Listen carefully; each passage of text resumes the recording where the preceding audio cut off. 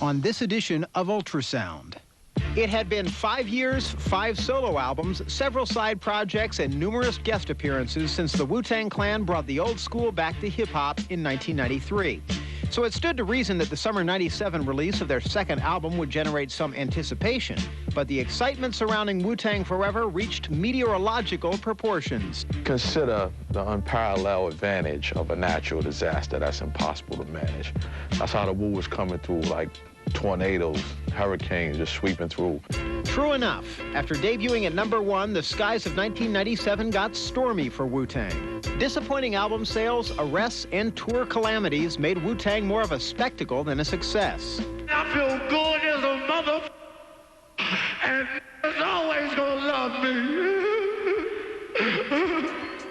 Oh, I think Wu Tang has had a wake-up call. You know what I'm saying? The things that happened to us in '97 put us right back to the first year we ever came into this hip-hop business. Ultrasound tells the story of 9 MCs from Staten Island determined to live through the dramas of hip-hop and remain Wu Tang forever.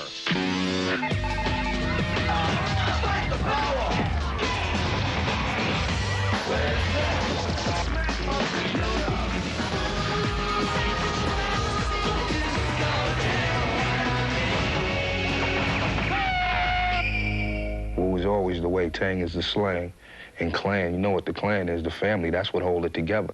Wu Tang Forever entered at #1, certified platinum out of the box, signaling the resurrection of the clan as a whole. Although the individual members of Wu Tang were never long out of the public eye, the key ingredient to the double CD's initial success was that all 9 members of the clan were included.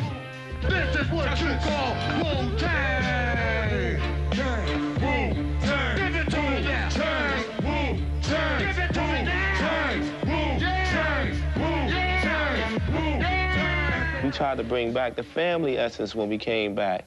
Most families have a de facto leader, and the undisputed epicenter of the Wu Tang Clan is RZA, the business mind and the producer of almost every single Wu Tang track. Everybody knew RZA. I knew Ugar, Ray, Meth. We was all from the same neighborhood. Like Genius, Dirty, they all in Brooklyn. So it's like they hook up with RZA, then we come down, hook up with RZA, then we all get together, and it's like, yo, boom, boom, boom. You know what I mean? Then we just drop a verse. Can it be that it was all so simple then? It was in the late '80s, on the streets surrounding Staten Island's Stapleton and Park Hill projects, that the Wu Tang Clan began taking shape. I used to live right there on the 6th floor. I left here, I moved away, but it's all in me still, you know what I mean? This is where we started at right here. We used to rhyme right here. Remember me and Meth used to dance on the sidewalk right there, rhyme, singing our rhymes right there. Can I get a show? Enough respect due to the 160. I mean, oh. This is the 160 right here. It's the Method Man for short, Mr. Meth. Move it on your left. There's a lot of wild stuff out here, stuff I ain't proud about, stuff that changed my life. Man, we used to sell drugs, man. You know what I'm saying? For real, man, on the real side. That's how we got our money. A young punk selling drugs and such who never had much. Trying to get a clutch on what I could not touch. We ain't glorifying it. We just, yo, firsthand, y'all want to know what we saying in our rhymes. Y'all want to know what we talking about. We talking about this. We all did dirt. You know, everybody goes through wicked things in your life, you know what I'm saying? That's what makes you recognize what's wicked and ain't what's wicked. MCing was a common denominator of all of us, hip-hop, since everybody was an MC and or wanted to be. We take a drum pattern and we just rhyme over it. We just start rhyming about things that have happened, you know what I mean? It just takes it back to like Melly Mel and Curtis Blow. They was the first like pioneers of the reality rap. In order to escape reality, the Friends also sought refuge in the fantastic world of kung fu flicks they found on what was once New York City's seediest strip. They do moves like spin around and stab you like this with their back to you, and I still have a cool face. Yo, it was all fun, man. It's all part of who we is now. So much a part of who they are that they began calling Staten Island Shaolin. Straight from the slums of Shaolin. Wu-Tang killer bees on a swarm. If what you say is true, the Shaolin and the Wu-Tang could be dangerous. Shaolin was the birthplace of all the styles of the Kung Fu.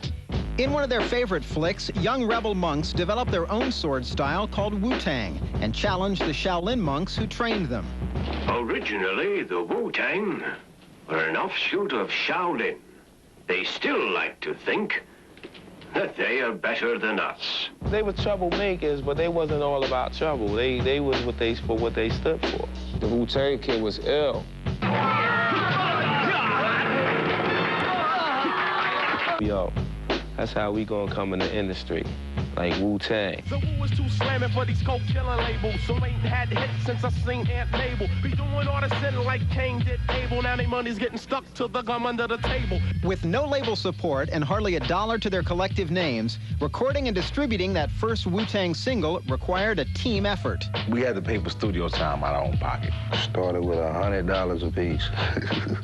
We package our own products, we put out our own stuff, and we drove around state to state, selling out the trunks of the cars.